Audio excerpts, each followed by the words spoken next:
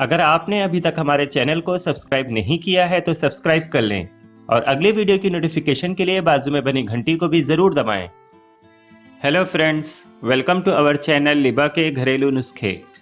दोस्तों, नींद में खर्राटे लेना एक बहुत बड़ी प्रॉब्लम है और इस प्रॉब्लम से बहुत से लोग जूझ रहे हैं। खर्राटे लेना खुद के लिए तो हानिकारक है ही, इसके अलावा ये आपके पास पड़ोस में सोने वालों के लिए भी किसी सरदर्द से कम नहीं, क्योंकि ये दूसरों को सोने में बहुत ज़्यादा डिस्टर्बेंस पैदा करता है।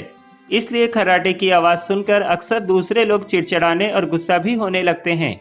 इसलिए अगर आप खर्राटे लेने की प्रॉब्लम को दूर करने के लिए इलाज करा चुके हैं और कुछ दूसरे उपचार भी आजमा चुके हैं, लेकिन इसके बावजूद भी आपको कोई फ़ायदा नहीं मिला, तो आज जो नुस्खा मैं आपको बताने जा रहा हूँ वह बहुत ही सस्ता होने के साथ साथ बहुत आसान है।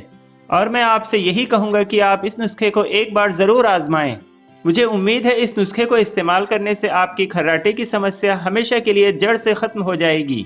आइए जानते हैं क्या है वो नुस्खा जिसे इस्तेमाल करने से आप खर्राटों की समस्या से हमेशा के लिए छुटकारा पा सकते हैं। तो चलिए जानते हैं। तो इसके लिए बस आप इतना करें कि किसी ड्रॉपर में प्योर सरसों का तेल डालकर रख लें और फिर रोज़ाना रात में सोने से पहले 3 से 4 ड्रॉप एक एक करके नाक में डाल लिया करें। इसके अलावा और कुछ आपको करने की ज़रूरत नहीं है, बस आपको रोज़ाना सोने से पहले इतना करके सो जाना है। लेकिन ये याद रहे कि तेल आपको सिर्फ प्योर सरसों का ही इस्तेमाल करना है, कोई और दूसरा तेल नहीं। बस कुछ हफ्ते ये नुस्खा इस्तेमाल करने से आपके खर्राटे आने बंद हो जाएंगे। तो दोस्तों, आज के लिए बस इतना ही।